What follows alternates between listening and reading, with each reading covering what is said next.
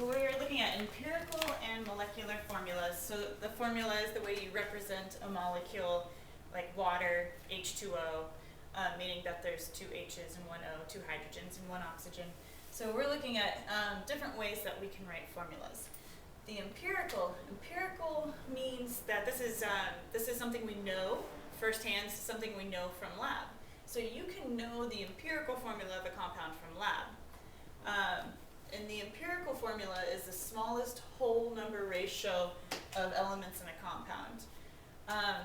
So the way we know this in lab is we can go into a lab and we can break apart a compound and we can get the masses of the things that were present and find out that there were two H's for every one O. So we can see this relationship, but we won't know what exists in one single molecule, because in one single molecule, well, maybe that H2O is only half of the molecule. Maybe it's really H4O2. So the molecular formula is if you could isolate one molecule, what would the formula be? What atoms would be present in one molecule? That's the molecular formula. Empirical formula is just the ratio, so it's something we can know empirically. It's something that we can figure out in lab by breaking down a compound and just seeing, oh, there's twice as many moles of this thing as there are of this thing. So usually we're going to be given a ratio of masses. So you go into lab, you break down a compound, and you find out that there are 10 grams of this element and 7 grams of that element. So you have a ratio of masses. Or you're going to be given the percent composition. The compound you broke apart is going to be 60% this element, 40% this element. So you're usually given a ratio of grams, whether it's percent composition, because percent composition is percent by mass. So if I know something is a 60-40% composition, well, that means there's going to be 60 grams of one thing for every 40 grams of another. This gives me a ratio of masses. So either way, I have a ratio of grams. So as soon as you're given this information, what you can do, the goal is to get the empirical formula. So the goal is to get the smallest whole number ratio of moles. If you're starting with the grams, the first thing you should do is say, or identify your ratio of grams. So if you're given a percent, pretend you have 100 grams, and that way 60% of 100 would mean I would have 60 grams of one element for every 40 grams of another. Second thing you do is turn the grams into moles, convert them to moles. Now you have a ratio of moles, but it's not the smallest whole number ratio. It'll just be some ugly ratio. So what you want to do is divide by the smallest number of moles that you have, and we'll see this in the example. And that will hopefully give you a whole number. If it doesn't give you a whole number, it'll give you some kind of fraction. Like you'll have 2.5 of these for every 2 of these. And if I did something that gave me a ratio of 2.5 to 5, well, I need, oops, sorry, I said 5, yeah. 2.5 of these to 5 of these. If I did that and I needed a whole number ratio, well, this 0.5 is 1/2. The way to get rid of 1/2 or to turn it into a whole number, double it. Because this is divided by 2.5 means I've divided by 2. If I double both sides, the smallest whole number ratio present would be a 5 to 10 ratio. That would mean that the empirical formula would be 5 atoms of one thing for every 10 atoms of another.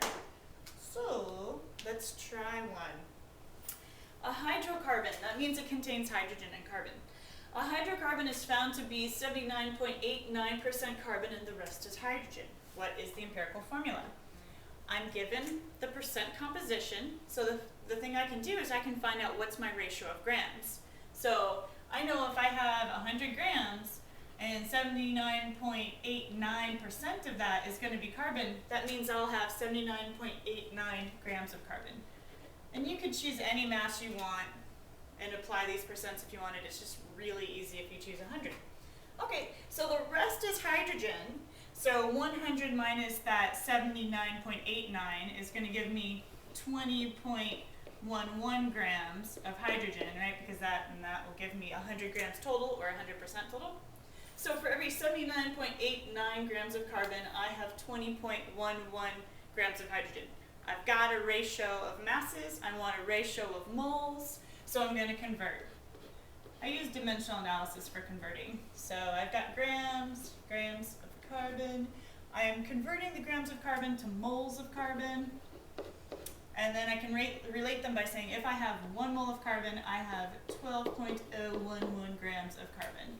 Okay, so 79.89 divided by 12.011 gives me 6.6514 moles of carbon. Yeah, I'm not going to get a whole number ratio on my first try.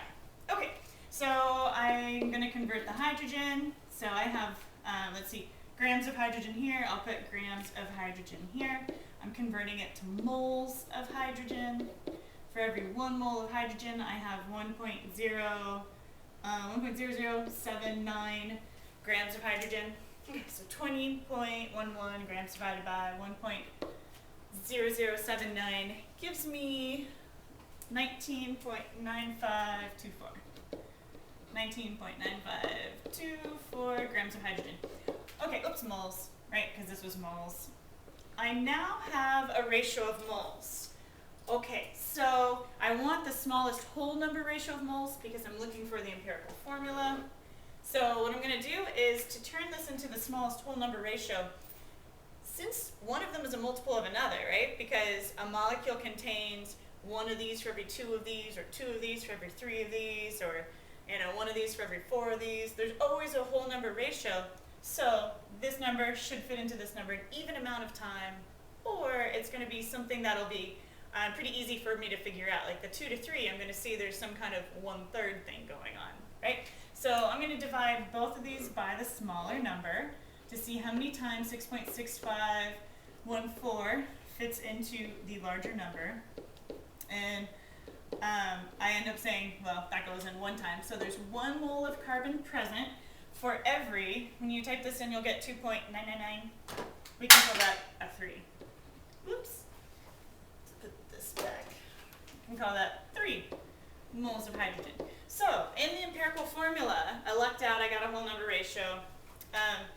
There are 3 moles of hydrogen for every 1 mole of carbon. So the empirical formula is 1 mole of carbon for every 3 hydrogens. Done. Okay, so then the next, let's see. We should look at molecular. So the molecular formula is not the ratio, it's if I could isolate 1 molecule, what atoms would be present. So the way they're different, let's look at a couple molecules and we'll see what the empirical is. So here I have hydrogen peroxide. This is what the molecule looks like, except for there's going to be some bond angles. So the formula is there's 2 hydrogens for every 2 oxygens. If I have 1 molecule of hydrogen peroxide, so there's 2 of each of these present. But if I go into lab and break apart the hydrogen peroxide, I'm going to, if I turn it into a hydrogen gas and oxygen gas, I'm going to end up collecting 1 mole of hydrogen for every 1 mole of oxygen. I'm not going to actually be able to, I personally am not going to isolate 1 molecule of hydrogen peroxide, but I could break that apart and just get my ratio of moles. So the empirical formula is HO. The molecular formula is 1 molecule contains 2 H's, 2 O's, H2O2. If we look at glucose, this is glucose. There's a carbon at each one of these little corners. So if you count that up, and this one here, there's 6 carbons, and there's 12 hydrogens in there, and 6 oxygens. So 1 molecule of glucose contains all of that. So that's a molecule, if you can isolate 1 molecule. But if I were to decompose some glucose, I would find out that I'd have a ratio of 1 carbon for every 2 hydrogens and 1 oxygen, because that's the smallest whole number ratio I have there, CH2O. I just divided each one by 6. Yeah. 6 goes into this 1 time, 2 times, 1 time. Okay, so the empirical formula that I would figure out in lab would be CH2O. Okay, so if you have an empirical formula and you want to find the molecular formula, you also have to have the molar mass. Because what you're going to do is you're going to say, well, this is my empirical formula, and I know the thing weighs a certain amount. I'm going to see how many times this fits into that certain amount. So basically, if I did that, if I said, what's the mass of this, and I were given the molar mass of H2O2, I'd find out that this, the mass of this, fits into this twice. The beautiful part, it's always nice when you calculate and you get whole numbers, I don't know. The nice thing is that you're going to see that your empirical always fits into your molecular a whole number.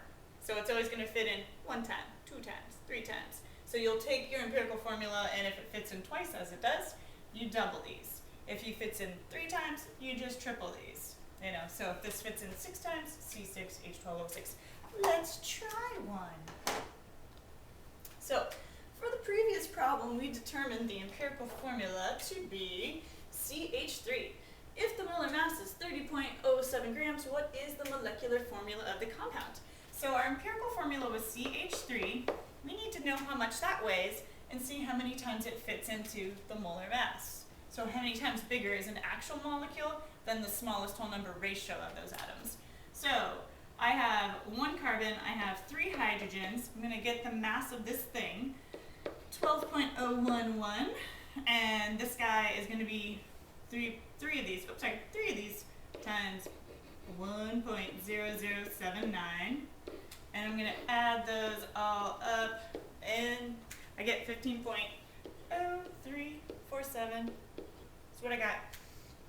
So that's how much one CH3 weighs. I can look at this already and see this is going to fit in 2 times. So the actual formula, an actual molecule, is going to contain twice as many, right? Because 30.07 divided by the molar mass divided by the empirical formula mass, this is the mass of the empirical formula, 15.0347, is going to equal 2. So I double this guy. The molecular formula will be 2 carbons and 6 hydrogens. Okay. So that's going to be my empirical formula mass. That's going to be my molecular formula. So what I did right here, by the way, I said it, but I should write it. I took the molar mass, and I found out how many times bigger it was than the empirical formula mass, which just means the mass of the empirical formula, the mass of that guy. Okay? And it was twice as heavy, so that means I'm going to need twice as many of those things. C2H6, the end.